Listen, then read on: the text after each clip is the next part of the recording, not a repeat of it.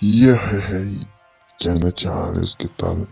Estamos con un nuevo video, perdón por no haber subido tanto contenido, es que no tenía ninguna idea en mente de qué contenido subir o qué crear. Pues estaba pensando sobre de que, pues no sé si a alguno de ustedes les gustará para crear un HUD de 2 dedos, de 3 dedos y de 4 dedos.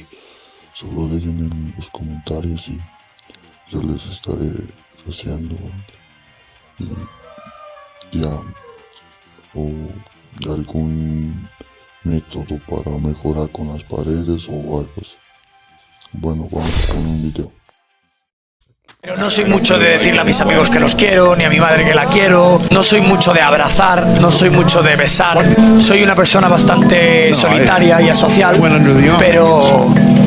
pero bueno, hago el esfuerzo de intentar mostrar sentimientos para que la gente sepa que tengo sentimientos. A pesar de que no me guste mostrarlos porque me hace vulnerable.